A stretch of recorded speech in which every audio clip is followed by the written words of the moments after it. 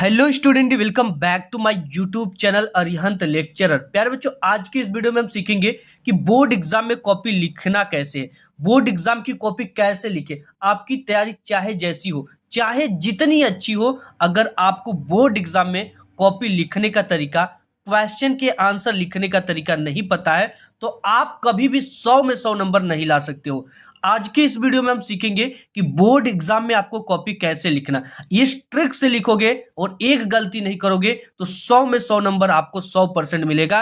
अगर आज की इस वीडियो में जो ट्रिक मैं आपको बताने वाला हूं बोर्ड एग्जाम में कॉपी लिखने की, आपकी हैंडराइटिंग चाहे जितनी खराब हो, ठीक है, अगर इस ट्रिक से बोर्ड एग्जाम में कॉपी लिख दिए तो अगर टीचर का दिल पत्थर का भी होगा ना, तो उसके सामने भी आपकी लिखी हुई कॉपी जाएगी तो उसका दिल पिघल जाएगा और आपको 100 में 100 नंबर देगा। ये मेरी 100% गारंटी है। ये चीजें मैं कह नहीं रहा हूं, मैं बोर्ड एग्जाम की 6 साल से कॉपी चेक कर रहा हूं और मुझे पता है कि बोर्ड एग्जाम में कैसे लिखा जाता है, बोर्ड एग्जाम की कॉपी कैसे लिखी जाती है, बोर्ड एग्जाम में लिखने का सबसे बेस्ट तरीका क्या है और इस बार की जो कॉपी लिखी हुई आ रही थी वो टॉपर ने कैसे लिखा था। तो सब कुछ आज की इस वीडियो में बताऊंगा। अगर आपने इस वीडियो पे क्लिक किया है प्यारे बच्चों, तो आप एक लकी इंसान हो, क्योंकि आज आपको एक कॉपी लिखने का बोर्ड में एक सबसे बेहतरीन ट्रिक मिल जाएगा। और ऐसा ट्रिक मैं आज की इस वीडियो में बताने वाला हूं जो कि अभी तक पूरे यूट्यूब पर किसी ने नहीं बताया होगा, ठीक है, क्योंकि मैं स्वयं बोर्ड एग्जाम की कॉपी चेक करता हूं और ऐसी वीडियो आपको पूरे यूट्यूब पर नहीं मिलेगी।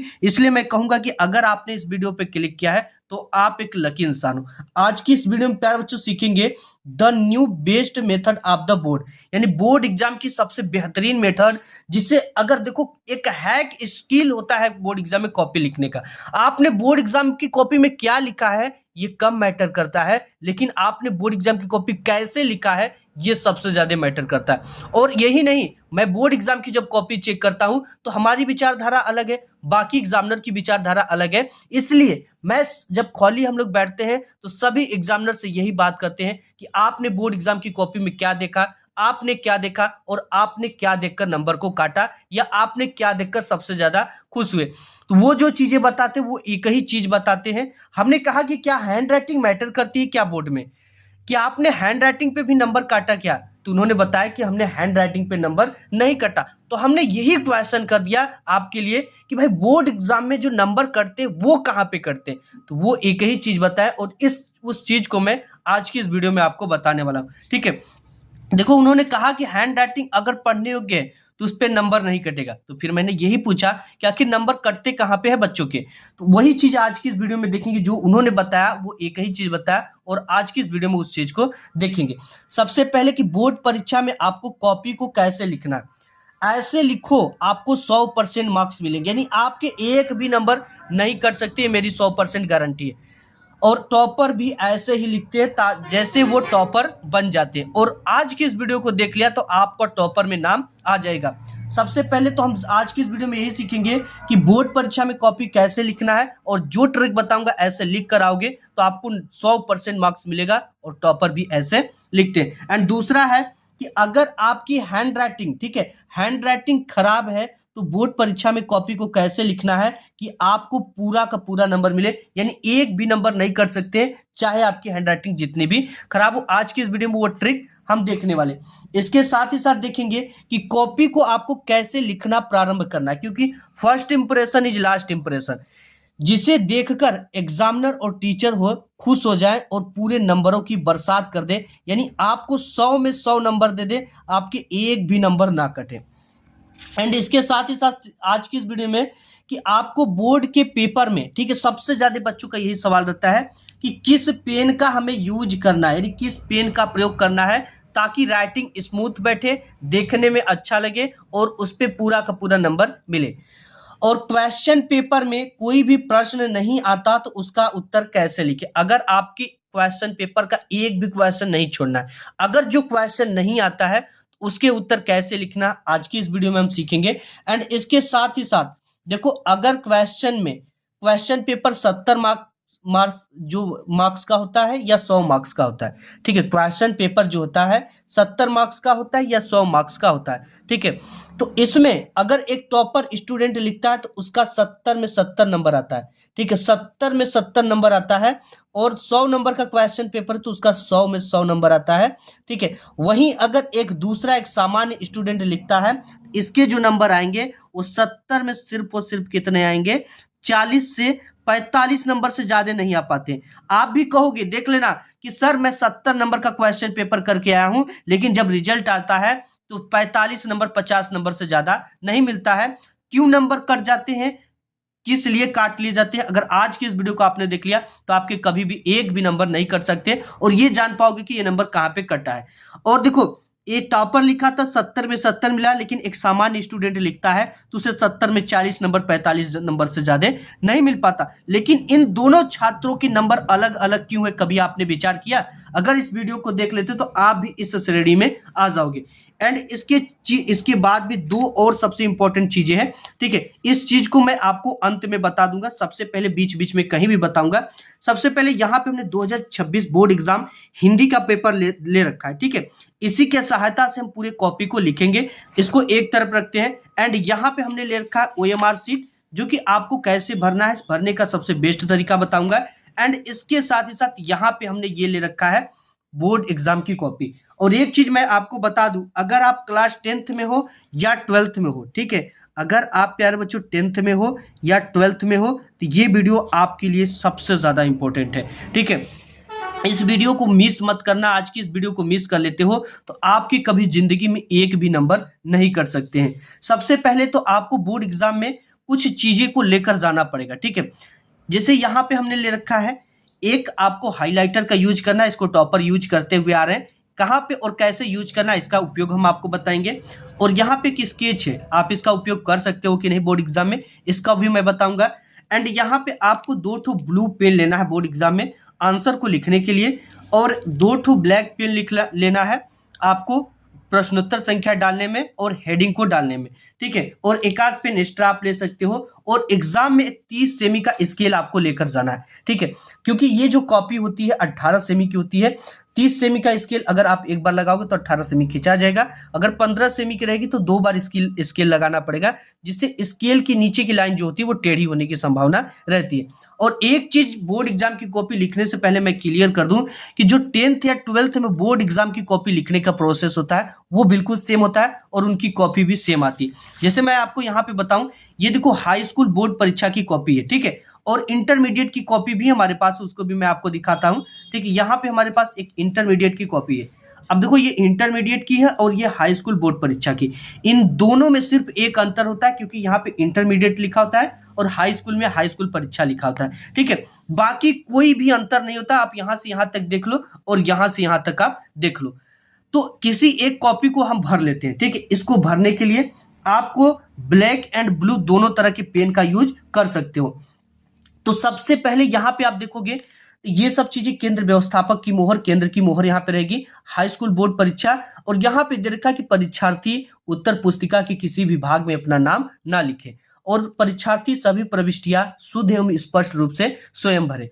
तो सबसे पहले नंबर पे आता है कि परीक्षार्थी का अनुक्रमांक आपको लिखना है, ये अंकों में लिखना है। किसमें लिखना है? अंकों में लिखना है। तो देखो यहाँ पे हमारे पास एक क्वेश्चन पेपर है। ठीक है, और इसमें देखो यहाँ पे अनुक्रमांक अंकों में दे रखा है, जैसे यहाँ पे 12, 32, 96, 45, 78 है। तो अंकों का मतलब जैसे वो लिखा है वैसे ही यहाँ पे क्या कर देंगे, हम लिख देंगे। तो यहाँ पे हम लिखेंगे 12, 32, 96।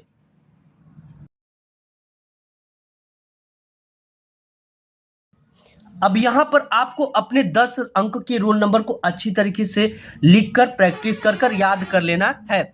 इसके बाद यहां पे हमने अंकों में लिख दिया इसको।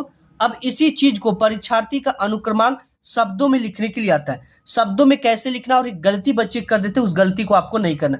जैसे यहाँ पे एक लिखा है ना, तो आपको इस तरह से यहाँ पे क्या लिखना है, एक लिखना है। और इसके साथ ही साथ यहाँ पे जैसे 2 लिखा है तो आपको 2 लिखना है। गलती क्या करते हैं बच्चे, यहाँ पे कॉमा लगा देते, आपको कॉमा कदापि नहीं लगाना है। जैसे 1 है तो 1, 2 है तो 2, 3 है तो 3।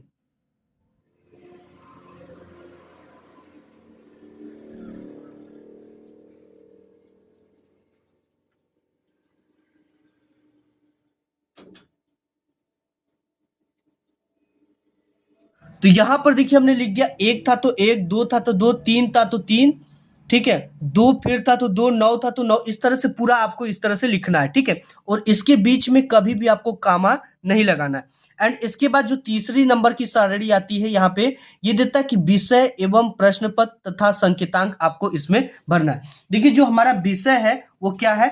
हिंदी है, तो हम यहाँ पे जो विषय में क्या भर देंगे? हिंदी भर देंगे। विषय में हमने हिंदी भर दिया। प्रश्न पत्र में आपको भरना केवल, क्योंकि जो 10th का हिंदी होता है या 12th का हिंदी होता है उसमें केवल एक ही प्रश्न पत्र चलता है, तो यहाँ पे प्रश्न पत्र पे जो भर देंगे वो केवल भरेंगे। अब यहाँ पर है कि प्रश्न पत्र पर अंकित संकेतांक।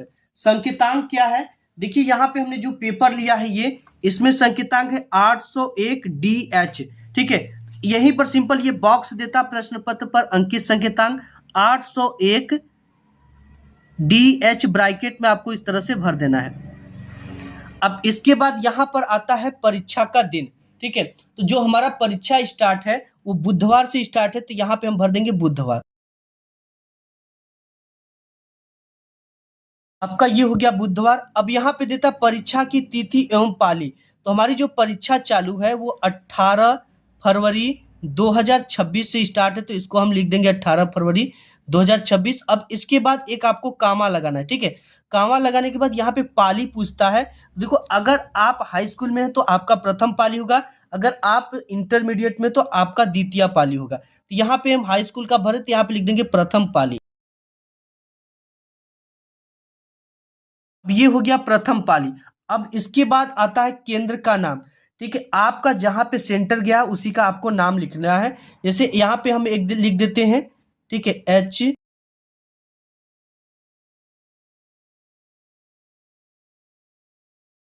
ठीक है? तो ऐसे आपको जो सेंटर गया है आपके एडमिट कार्ड पे उसका नाम रहेगा, उसी तरह से आपको केंद्र का नाम लिख देना। ये पूरी कॉपी इसी तरह से भरना है। सबसे पहले अनुक्रमांक अंकों में, शब्दों में, विषय हिंदी, प्रश्न पत्र केवल, प्रश्न पत्र पर अंकित संकेतांक 801 DH, दिन बुधवार, परीक्षा तिथि 18/2/2026, पाली जो है प्रथम पाली। अब इसके बाद परीक्षक कक्ष संख्या, ये सब चीजें जो है ये खुद टीचर करना, ये आपको कुछ भी इसमें भरना अब नहीं है। इसके बाद यहाँ तक तो हो गया। अब इसके बाद यहाँ से हम शुरू करते हैं कि बोर्ड एग्जाम में आपको कॉपी को कैसे लिखना। ये हमारे पास कॉपी है, इसको पूरी तरीके से हम आपको लिखकर बताते हैं। ये देखिए हमारे पास आंसर शीट है और यहाँ पे हमारे पास स्केल है। अब स्केल का काम यहाँ पर आया। आपको सबसे पहले जैसे ही आंसर शीट मिलता है, एक स्केल से ज्यादा की दूरी लेना है और स्केल से ज्यादा की दूरी लेकर ब्लैक पेन का यूज करते हुए आपको इस तरह से साइड वाली लाइन खींच देना है। और इस पेन का जब भी आप यहाँ पे इसको खींचने के लिए ब्लैक स्केच का भी उपयोग कर सकते हो। ब्लैक स्केच आपकी बोर्ड एग्जाम में 100% अलाउ है, ठीक है? आप ये जो स्केच है, बहुत सारे बच्चे कहते हैं सर अलाउ है कि नहीं, इसका यूज कर सकते कि नहीं? 100% कर सकते, ये पूरी तरह से बोर्ड अलाउ करता है। तो यहाँ पे हमने क्या किया, एक स्केल से ज्यादा की दूरी लेकर ये साइड वाली पाई खींच लिया। अब आपको क्या करना है, जैसे यहाँ पे हमारा जो ये है क्वेश्चन पेपर, क्वेश्चन पेपर में जैसे ही बहुविकल्पी प्रश्न समाप्त होता है उसके बाद यहां से आ जाता है खंड ब, ठीक है? और खंड ब में आपको मिलता है वर्णनात्मक टाइप के प्रश्न। किस टाइप के प्रश्न? वर्णनात्मक टाइप के प्रश्न। और ये है आपका खंड ब। अब देखिए प्यारे बच्चों, आपको खंड ब में देता है 21 नंबर पे कि निम्नलिखित गद्यांश पर आधारित दिए गए प्रश्नों के उत्तर दीजिए। आपको इस प्रश्न के उत्तर लिखने से पहले एक चीज का ध्यान देना कि आपको कॉपी की शुरुआत करना कैसे है, ठीक है? क्योंकि एग्जामिनर जो कॉपी चेक करते हैं वो काफी फास्ट होते हैं, उनको पर कॉपी चेक करने का पैसा मिलता है, लेकिन वो ट्रिक बताऊंगा जो आज की इस वीडियो में राज है, ठीक है? तो सबसे पहले आपको कॉपी के ऊपर खंड ब डालना है और खंड ब में किस टाइप के प्रश्न आता है उसको लिखना, ठीक है? यहाँ पे जो भी प्रश्न आपकी क्वेश्चन पेपर में आए, दीर्घ उत्तरी, लघु उत्तरी, ठीक है, जो वही चीज वहां पे लिखना है। कैसे लिखना है? सबसे पहले ये है आंसर शीट, ठीक है? आंसर शीट के सबसे ऊपर वाले पेज पर आपको आना है एंड ब्लैक पेन का आपको क्या करना है, यूज करना है और यहाँ पे लिखना है खंड ब।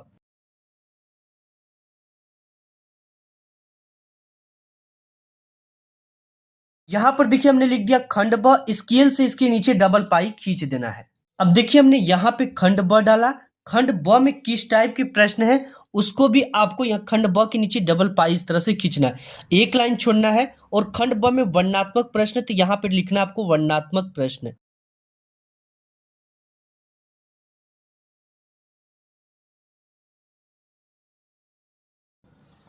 यहाँ पे हो गया वर्णनात्मक प्रश्न, ठीक है। अब देखिए वर्णनात्मक प्रश्न तो हम इसमें देख रहे हैं, खंड ब में वर्णनात्मक प्रश्न है। इसके बाद आपको प्रश्नोत्तर संख्या डालना है ताकि एग्जामिनर को ये पता चल सके कि आपने किस क्वेश्चन को हल किया है, क्योंकि फ्रंट वाली पेज पे वो नंबर को चढ़ाता है। तो यहाँ पे प्रश्नोत्तर संख्या 21 है, ऊपर से यहाँ से एक लाइन छोड़ना और यहाँ पे डालना प्रश्नोत्तर संख्या 21।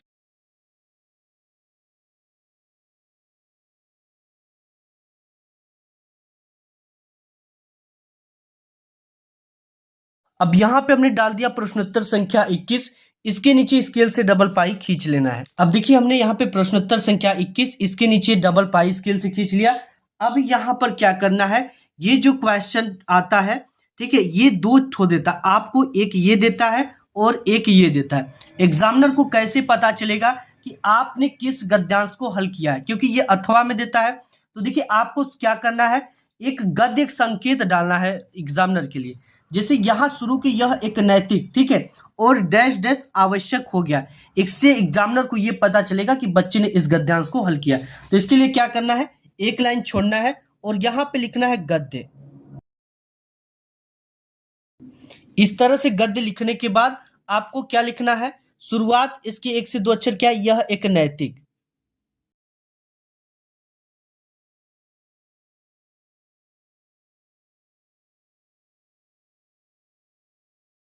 देखो यहाँ पे यह एक नैतिक क्या हो गया आपका, ये शुरुआत, और लास्ट में क्या है, ये आवश्यक हो गया है, ठीक है। इतना आपको लिखना है, इससे एग्जामिनर को ये पता चलता है संकेत के रूप में कि आपने किसे लिखा। इस तरह से आपको डैश डैश देना है।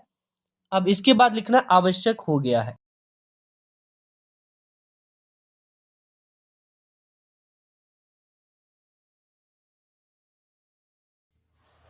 अब देखिए यहाँ पे हमने लिख दिया कि यह एक नैतिक डैश डैश आवश्यक हो गया है। अब इससे एग्जामिनर को यह पता चल गया कि हमने पहले वाले गद्यांश को, यह एक नैतिक वाले को हल किया है। अब इसके बाद इसमें 3 क्वेश्चन नीचे देते हैं, जो कि यहाँ पे अ नंबर पे दे रखा है कि उपयुक्त गद्यांश का संदर्भ लिखिए।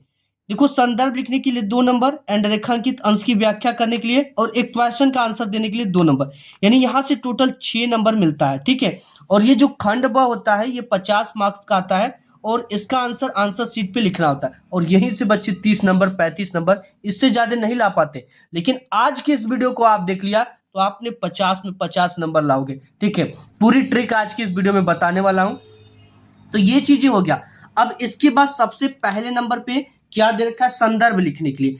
ये क्या है, अ नंबर। सबसे पहले जो भी नंबर होगा वो आपको डालना है। यहाँ पे अ नंबर दे रखा है, तो यहाँ पे हम क्या करेंगे, एक लाइन छोड़ेंगे और यहाँ पे डालेंगे अ नंबर। अ नंबर पे क्या पूछ रखा है, संदर्भ, तो यहाँ पे हेडिंग डालेंगे संदर्भ। अब इसके नीचे भी स्केल से डबल पाई खींच लेना है। तो यहाँ पर देखिए हमने अ नंबर डाला और संदर्भ, ठीक है। इस वीडियो को देख लिया तो आपके 20 से 30 नंबर एग्जाम में 100% बढ़ जाएंगे। संदर्भ लिखने के बाद आपको ब्लू पेन का यूज करना है। और लिखना कैसे, लिखने से पहले आपको ये चीजें पता होना चाहिए कि ये किस पाठ से लिया गया है और इसके पाठ और लेखक का नाम, ठीक है। तो ये जो पाठ है आपका, ये पाठ लिया गया है आपका है भारतीय संस्कृति नामक पाठ से। ये चीजें आपको पता हो गया, भारतीय संस्कृति।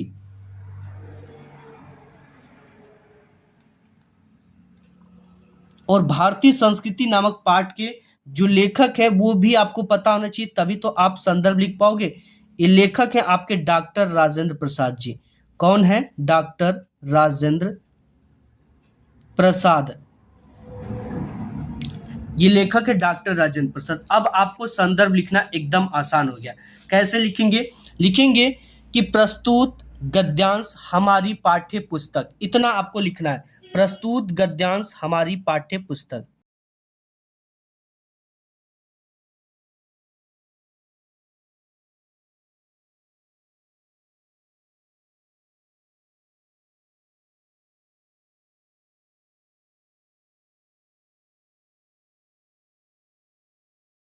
ये हो गया प्रस्तुत गद्यांश हमारी पाठ्य पुस्तक। अब देखिए पैर बच्चों, इतना लिखने के बाद आपको ब्लैक पेन लेना है।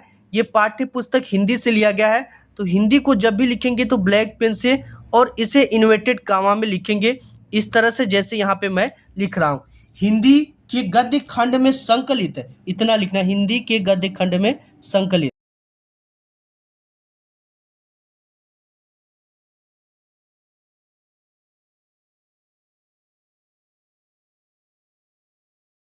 हिंदी के गद्य खंड में संकलित ये किस पाठ से लिया गया है? ये भारतीय संस्कृति नामक पाठ से लिया गया है। तो इसे जब भी हम लिखेंगे तो ब्लैक पेन से इन्वर्टेड कामा में लिखेंगे, जैसे यहाँ पे मैं लिख रहा हूं।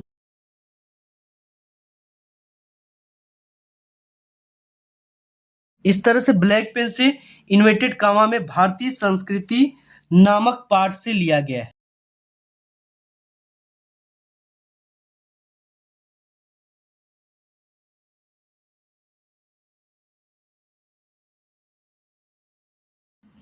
नामक पाठ से लिया गया है और लिखेंगे इसके बाद इस पाठ के लेखक।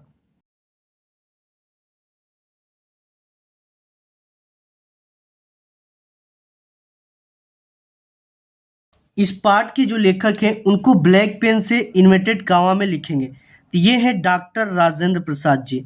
इस तरह से लिखेंगे डॉक्टर, अब इधर नहीं हटेगा तो इधर लिखेंगे राजेंद्र प्रसाद।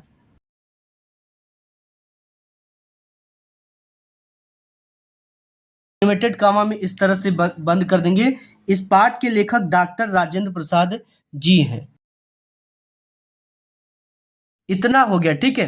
अब इसके बाद आपको क्या करना है, नेक्स्ट आपको फिर से आना, ये पूरा आप संदर्भ लिख ले, इसका पूरा का पूरा 2 नंबर आपको मिलेगा। एंड इसके बाद यहाँ पे ब नंबर पे आता है कि गद्यांश के रेखांकित अंश की व्याख्या कीजिए। व्याख्या किसकी करनी है, यहां से लेकर यहां तक के शब्द के नीचे इस तरह की एक रेखा, इस तरह की एक लाइन खींची गई है, इसी की व्याख्या हमको अपने शब्दों में करना होता है, ठीक है।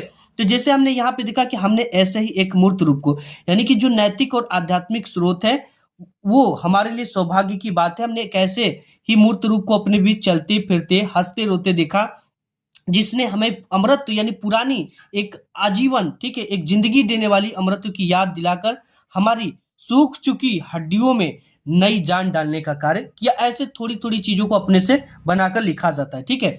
जैसे यहाँ पे मज्जा हो गया, तो मज्जा का मतलब मांस डालना, मतलब आपको एक एनर्जी देना हो गया, ठीक है। डाल हमारे मृत प्राय मतलब शिथिल पड़ गई, यानी जो शरीर बेकार हो चुकी थी, मृत प्राय मतलब बेकार, उस शरीर में नए प्राण फूके, फूके का मतलब डाल दिया, और मुरझाए हुए दिल को जो जो तमन्नाएं जो इच्छाएं टूट गई थी उसे फिर से खिलाने का कार्य किया। लेकिन इसको लिखने से पहले आपको डालना क्या है, ब नंबर, और ब नंबर में हेडिंग क्या रहेगा, गद्यांश के रेखांकित अंश की व्याख्या। तो आपको जब भी एक क्वेश्चन कंप्लीट करने के बाद दूसरा क्वेश्चन करोगे, 1 2 3 लाइन का गैप करके यहां से डालेंगे गद्यांश के रेखांकित अंश की व्याख्या से पहले यहां पे क्या डालना है, ब नंबर डालना है, ठीक है। यहां पे ब नंबर डालना है, 1 2 3 लाइन का गैप और यहां पे ब नंबर, यहां पे डालना है रेखांकित अंश की व्याख्या।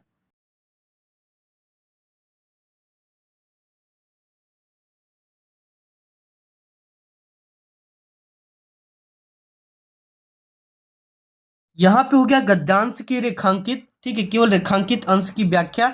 इसके नीचे स्केल से डबल पाई खींच देना है। अब देखिए यहाँ पे हमने ब नंबर डाला और रेखांकित अंश की व्याख्या हेडिंग डाल दिया। अब इसके बाद आपको लिखना क्या है, देखो व्याख्या करने से पहले आपको लिखना है कि प्रस्तुत गद्यांश में लेखक कहता है कि, इतना आपको लिखना है कि प्रस्तुत गद्यांश में लेखक कहता है कि।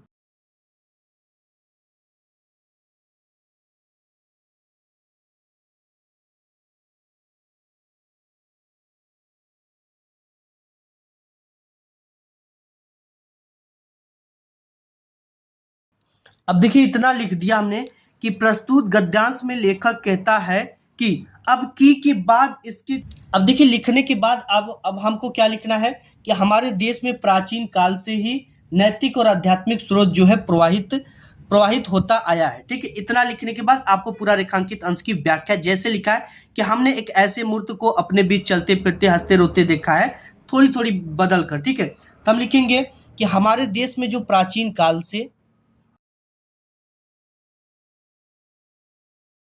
तो यहाँ पर देखिए हमने पूरा कल पूरा लिख दिया कि हमारे देश में प्राचीन काल से ही नैतिक और आध्यात्मिक स्रोत प्रवाहित होता आया है। उस प्रवाह को हमने अपने बीच साकार रूप से चलते फिरते हंसते रोते भी देखा है। उस प्रवाह ने हमें अमृत की याद दिलाकर, इसके बाद नेक्स्ट पेज पे है उसे देखते हैं कि हमें अमृत की याद दिलाकर हमारे मृत प्राय शरीर में नई ऊर्जा का संचार भी किया है। ये पूरा रेखांकित अंश की व्याख्या हो गया।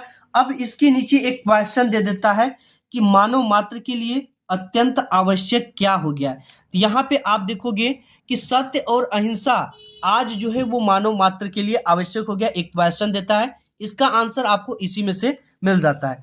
तो यहाँ पे जब भी इस आंसर को लिखेंगे, स नंबर पे है तो स नंबर डाला और 1 2 3 लाइन का गैप करके सत्य एवं अहिंसा आज मानव मात्र के लिए अत्यंत आवश्यक हो गया है। एक क्वेश्चन करने के बाद आपको 3 लाइन का गैप करना है। इससे कॉपी देखने में सुंदर लगती है और एग्जामिनर को ये पता चलता है कि इसके बाद आपने नेक्स्ट क्वेश्चन को हल किया है।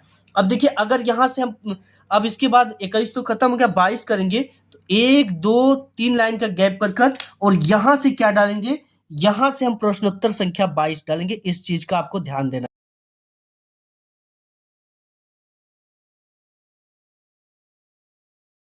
ठीक है, यहां से आपको प्रश्नोत्तर संख्या 22 डालना है। एक क्वेश्चन करने के बाद आपको 3 लाइन का गैप करना। अगर इधर 3 लाइन 4 लाइन बचता है तो आपको नेक्स्ट पेज से करना है, तब आपको प्रश्नोत्तर संख्या नहीं डालना है। ठीक है, नेक्स्ट पेज पे डालना है। तो इस तरह से आपको लिखना है। और क्वेश्चन का आंसर नहीं आता तो कैसे लिखना है, हैंड राइटिंग खराब है तो उसे कैसे लिखना है, आइए उसको भी देख लेते हैं। कि सबसे पहले चीज आपको कॉपी की शुरुआत करना है, क्योंकि first impression is last impression. पूरा का पूरा नंबर लाने के लिए सबसे पहले आपको जो भी खंड है, यहाँ पे खंड ब स द जो भी आप में आए, ठीक है, वो डालना है। इसके बाद उसमें किस टाइप के प्रश्न है उसको यहाँ पे लिखना, वर्णनात्मक टाइप के प्रश्न। अब उसके बाद डालना प्रश्नोत्तर संख्या किसका आंसर हम लिख रहे हैं, 21 का लिख रहे हैं तो यहाँ पे प्रश्नोत्तर संख्या 21। इसके बाद एक संकेत देना ताकि एग्जामिनर को ये पता चल सके 2 गद्यांश देता है तो हमने उसमें से किस गद्यांश को हल किया है। तो गद्य हमने डाला, यह एक नैतिक, शुरुआत 1 से 2 अक्षर, डैश डैश आवश्यक हो गया है, लास्ट का 1 से 2 अक्षर यहाँ पे लिया।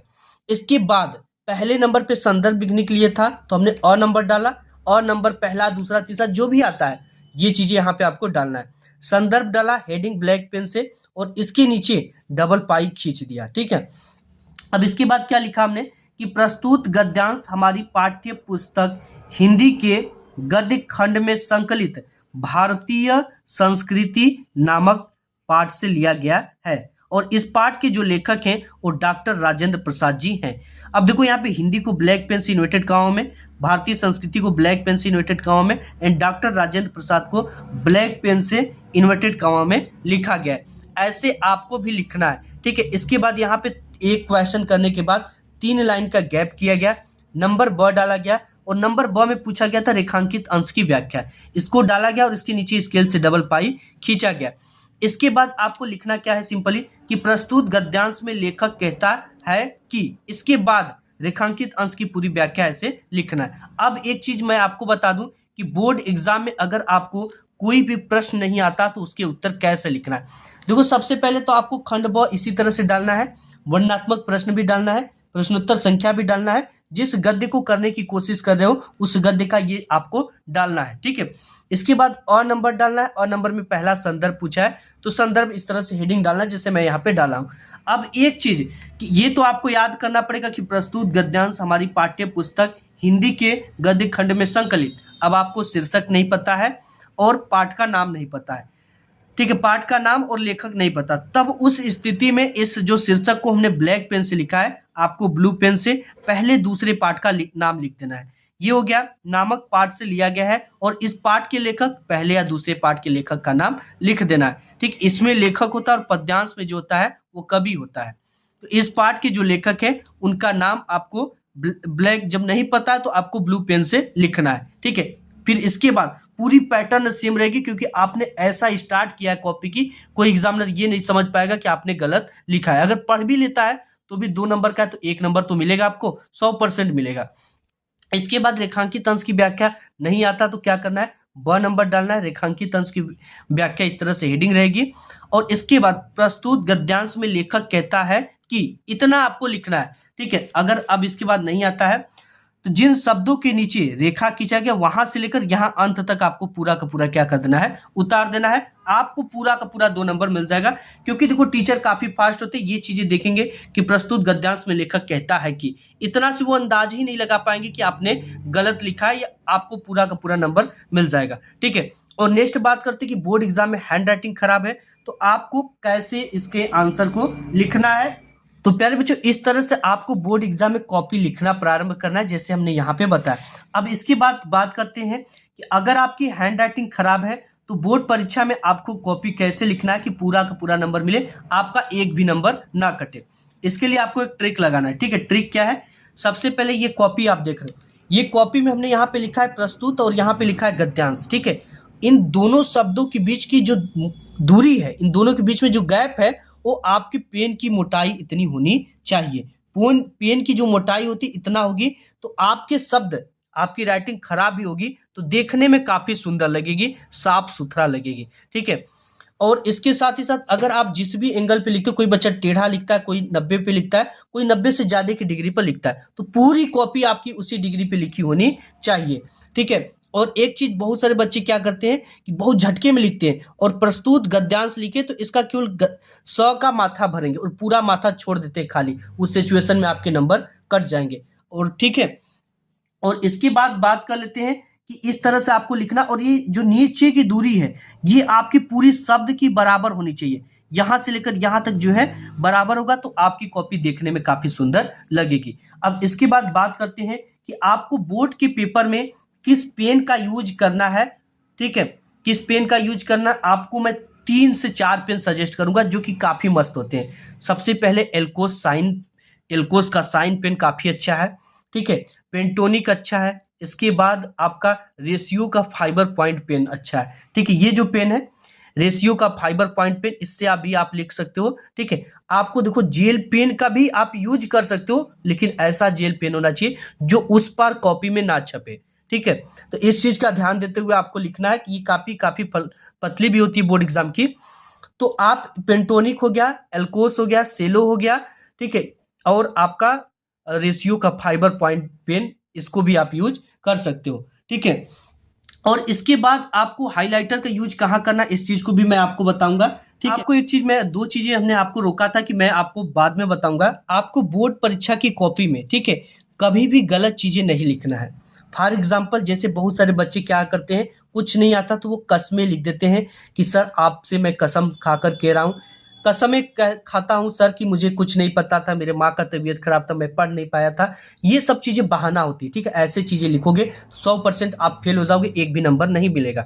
हाँ, अगर नहीं आता तो उससे मिलता जुलता कुछ भी कीवर्ड लिख दो, उस हिंदी से पूरे पार्ट से रिलेटेड कहीं से कुछ लिख दो, आपको नंबर मिल जाएगा। अपने से बना कर लिख दोगे तो नंबर मिल जाएगा, लेकिन इस तरह की हरकत करोगे तो आपकी कभी भी जिंदगी में एक नंबर नहीं बढ़ सकते।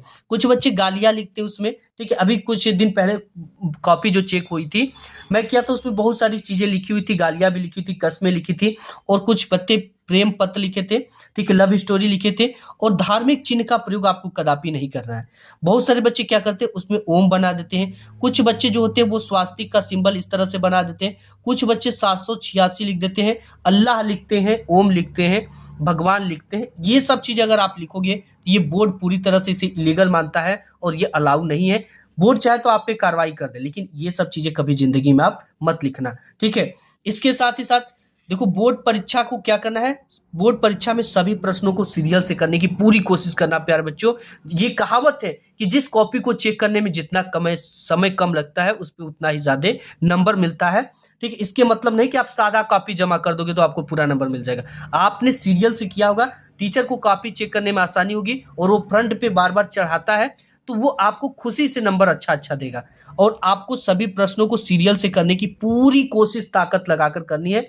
अगर कोई प्रश्न जैसे पहला किए, दूसरा किए, तीसरा, चौथा नहीं आता है, पांचवा आ रहा है, तो चौथा के लिए उतना जगह छोड़ दो, जब याद आएगा तो अच्छे तरीके से लिख लेना। और आपको एक चीज है कि जितने भी खंड है, जैसे खंड अ हो गया, खंड ब हो गया, खंड स हो गया, खंड द हो गया, प्रत्येक खंड को आपको नए पेज से शुरू करना है और प्रत्येक खंड के प्रश्नों को एक साथ आपको हल करना है, ठीक है। ये इस चीज का ध्यान देना है कि प्रत्येक खंड को, जैसे यहाँ पे हमने खंड ब किया, अगर आपको इसके बाद हमें खंड स करना पड़े और हमने यहां तक केवल कोई आंसर लिखा है, पूरा पेज नीचे खाली है, लेकिन खंड स जब भी करेंगे तो नए पेज से करेंगे। और इसके साथ ही साथ हम बात कर लेते हैं कि आपको जीवन परिचय कैसे लिखना है और आपको प्रार्थना पत्र कैसे लिखना है और निबंध कैसे लिखना है, ये बहुत जरूरी है। और हाइलाइटर का यूज कहाँ पे करना है। अब देखिए, आपको जब भी जीवन परिचय लिखना होता है, ठीक है, ये जो आपका क्वेश्चन पेपर होता है, देखिए ये जो क्वेश्चन पेपर होता है इसमें जीवन परिचय 26 के क के अंतर्गत आता है, ठीक है। इसमें देता है कि दिए गए लेखकों में से किसी एक लेखक का जीवन परिचय देते हुए उनकी किसी एक रचना का उल्लेख कीजिए। यहाँ पे जीवन परिचय आचार्य रामचंद्र शुक्ल, डॉक्टर भगवत शरण उपाध्याय और जयशंकर प्रसाद जी हैं। तो देखो इसमें 3 नंबर जीवन परिचय लिखने का मिलता है एंड 2 नंबर इनकी किसी रचना का नाम लिखने के लिए मिलता है। लेकिन यहाँ से बच्चे 3 नंबर 2 नंबर से ज्यादा नहीं ला पाते। देखो लिखने की ट्रिक क्या होता है, तरीका क्या होता है। सबसे पहले अगर हम इसमें जयशंकर प्रसाद जी का जीवन परिचय लिख रहे हैं तो उससे भी पहले सबसे पहले हम लेखक का जीवन परिचय लिख रहे हैं, तो ऊपर आपको लेखक परिचय इस तरह से डाल देना है, ठीक है। इसके बाद आपको क्या करना है, प्रश्नोत्तर संख्या 26 के क के अंतर्गत आता है, तो प्रश्नोत्तर संख्या 26 का क आपको इस तरह से लिख देना है। अब इसके बाद जिसका भी हम जीवन परिचय डाल रहे हैं लिख रहे हैं, जैसे जयशंकर प्रसाद का लिख रहे हैं तो आपको यहाँ पे जयशंकर प्रसाद हेडिंग डाल देनी है, उनका नाम यहाँ पे लिख देना है, ठीक है। और इसके बाद एक और इम्पॉर्टेंट चीज है जो कि यहाँ पे मिस है, आपको जिस नंबर पे, जैसे यहाँ पे तीसरे नंबर पे है, तो आपको इस तरह से कर तीसरा नंबर डाल देना, जैसे कि एग्जामिनर को पता चल सके कि बच्चे ने कौन से नंबर वाले को किया है। और देखो जब भी हम जीवन परिचय लिखेंगे तो इन सभी को नए पेज से शुरू करेंगे, ठीक है। ये नहीं कि कोई क्वेश्चन यहाँ पे खत्म हो गया और जीवन परिचय यहाँ से हम डालकर स्टार्ट कर दे लिखना, ऐसा करोगे तो बेकार हो जाएगा, ठीक है। आपको जब भी लिखो तो आपको एक नया पेज लेना है, लेखक परिचय प्रश्नोत्तर संख्या 26 का क, जयशंकर प्रसाद जिसका भी लिख रहे हैं यहाँ पे टाइटल होना चाहिए, नीचे ये वाला पाई होना चाहिए और इसके भी नीचे एक बॉक्स आपको बनाना है जिसमें आपको उनका संक्षिप्त परिचय लिखना है। जैसे यहाँ पे संक्षिप्त परिचय ब्लैक से नाम सबसे पहले जिसका लिख रहे हैं, जन्म उनका कब हुआ था, स्थान उनका कहाँ पे है, पिता का नाम उनका क्या है, माता का नाम क्या है, रचनाएं क्या है और मृत्यु क्या है। इतना लिखने के बाद प्यारे बच्चों आपको हेडिंग डालना है जीवन परिचय ब्लैक पेन से और इसके नीचे इस तरह से पाई खींच देना है। अब देखिए यहाँ पे लिखा है कि जयशंकर प्रसाद का जन्म काशी के एक प्रतिष्ठित वैश्य परिवार में हुआ था। इससे भी ज्यादा इंपॉर्टेंट अगर आप ये लिखते हो कि छायावाद के प्रमुख कवि जयशंकर प्रसाद जी का जन्म, ठीक है। और इस तरह से जैसे बहुत सारे, जैसे मीराबाई का लिख रहे हो तो आधुनिक मीरा के नाम से, सॉरी ये महादेवी वर्मा का लिख रहे हो तो आधुनिक मीरा के नाम से प्रसिद्ध महादेवी वर्मा का जन्म, ठीक है। ऐसे आप लिखोगे तो ये देखने में काफी सुंदर लगता है। और यहाँ पे देखो इनके जन्म को ब्लैक पेन से लिखना है और यहाँ पे एक हमने बताया आपको हाइलाइटर का यूज कहाँ करना है, तो आप हाइलाइटर ये अलाउ है बोर्ड में, आप इसको यूज कर सकते हो, कोई दिक्कत नहीं है, बच्चे टॉपर यूज करते हैं। तो आपको ब्लैक पेन से कुछ कोटेशन लिखे हो तो उसे आप इस तरह से हाईलाइट करके दिखा सकते हो, ठीक है। हाईलाइट करके इस तरह से क्या कर सकते हो, आप दिखा सकते हो। अब इसके बाद इनके माता जी को नाम को ब्लैक पेन से लिखा गया है और इसमें इस बॉक्स में जितनी भी चीजें सभी को ब्लैक पेन से। आगे देखते हैं यहाँ पे इन्होंने कितनी भाषाओं का अध्ययन किया था उसे ब्लैक पेन से, इनकी मृत्यु को ब्लैक पेन से इस तरह से लिखा गया है। अब आपको एक हेडिंग डालनी है जयशंकर प्रसाद की प्रमुख रचनाएं। प्रमुख रचनाएं में आपको नाटक है तो आपको लिख देना है, कहानी पता है तो कहानी लिख दो, उपन्यास पता है, महाकाव्य पता है तो आप लिख दो। इसको लिखो चाहे मत लिखो, 1 से 2 आपको रचनाएं का जरूर लिखना है, तब जाकर 3 नंबर आपको जीवन परिचय लिखने का एंड 2 नंबर इनकी प्रमुख रचनाओं का उल्लेख करने का मिलता है। अब यहाँ पर हम देख लेते हैं आपको 28 नंबर में आता है कि अपने शहर की सफाई हेतु, ठीक है, एक प्रार्थना पत्र लिखने के लिए आता है। कैसे लिखना है ये चीजें हम देख लेते हैं। अब देखिए प्रार्थना पत्र लिखने के लिए भी हमको नए पेज से लेना है और यहाँ पे पत्र लेखन डाल देना ऊपर, प्रश्नोत्तर संख्या 28 के अंतर्गत आता है, ये चीजें डाल देना है। अब यहाँ पे जब भी लिख रहे हैं तो सबसे पहले आपको सेवा में लिखना है, सेवा में के जस्ट बाद आपको कॉमा लगाना है, ठीक है। कॉमा जैसे लगाते हो इसके बाद किसको लिख रहे हैं, मुख्य नगर अधिकारी को लिख रहे हैं तो उनको नाम, कहाँ पे है, कहाँ के, तो नगर निगम प्रयागराज के हैं। विषय क्या है, विषय को ब्लैक पेन से सेवा में के जस्ट नीचे होना चाहिए, विषय शहर की सफाई हेतु।